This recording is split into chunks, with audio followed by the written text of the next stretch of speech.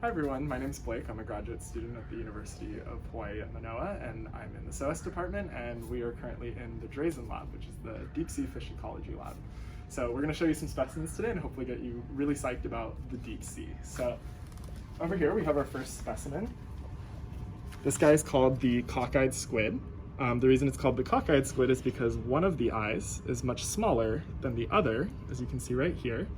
And the reason that that's advantageous for these squids is because they sit in the water column and they have one eye, the big eye, looking up, and then they have the smaller eye looking down. The reason that that's important is because this big eye has a nice lens on it, and that helps them see prey that are above them. And a lot of prey in the deep zones of the ocean do something called countershading with bioluminescence. And basically, when you look up above at a fish that's sitting up here, you're gonna see a shadow because the light from the surface is going past the fish here, but then it's getting blocked out by the fish here. So a lot of these fish will have photophores underneath as kind of like little flashlights, so it looks like a consistent beam of light. What this lens does is it's able to see through that because it has a nice little yellow tint to it, so they can find their prey that way. And then also when you look on the smaller eye down here, you can see all these little bumps right here. And so this guy also has photophores to do this counter shading with bioluminescence so that it can avoid being predated on while it's looking for its prey. Then we have this guy over here. This is a lancet fish, so we can't pull this guy out of the jar unfortunately, but look how big that head is and look how big the teeth are in there. So this is a mesopelagic predator, and mesopelagic means it's in the depth zone of around 200 meters to around 1200 meters. And these guys are one of the main predators out there. So they eat a number of different things, such as these amphipods right here. They also eat things like squid, as you can see in this jar here. They eat a lot of crustaceans, like shrimp. And then also a lot of mesopelagic fishes, like you can see right here. These are lanternfish.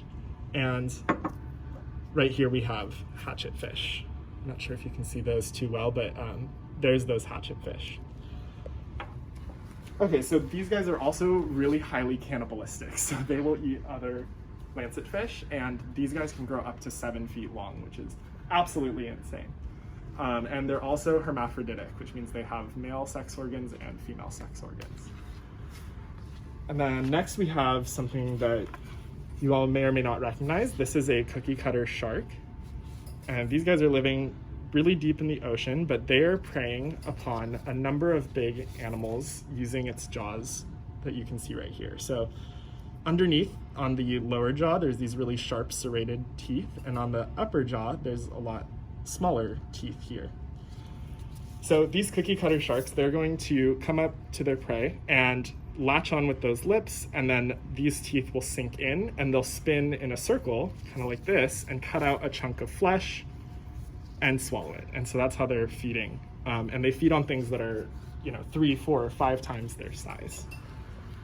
And things that they feed on include tuna, swordfish, dolphins, can be whales, seals, any number of things that they are what they feed on. And they also have a really nice dark line around their necks. This guy's old, so you can't see it as well, but it also has these photophores on there, and the way that it lights up basically makes it look smaller than it actually is. So when these predators come after them thinking they're prey, they'll latch on underneath and then bite out a chunk of their flesh, which is really cool.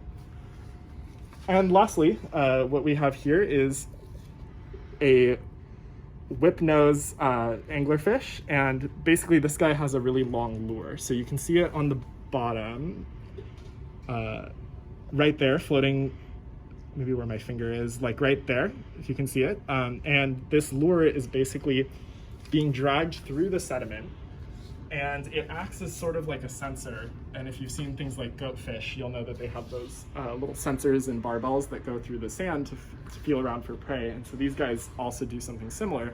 It's a sensory organ, and that helps them to detect their prey. They actually hang upside down in the water column, and then the lure goes down and rests on the sediment to see things like that. There's over 100 different species of anglerfish, and I just wanted to point out that this is a male of the same species, and you can see it's much, much smaller than the female. So these males will come up, they'll latch on to the females, and then they'll fertilize it. And it's really weird. They basically fuse their flesh with the female anglerfish, which is really cool. And anglerfish don't actually get that big, but this is a really large specimen that you can see we have right here. But usually these guys are around 6 to 8 millimeters long. So yeah, that's a couple of our specimen here. And Victoria's sticking around afterwards to answer any questions you all have. So great to meet you, and hopefully this sparked your interest for the deep sea.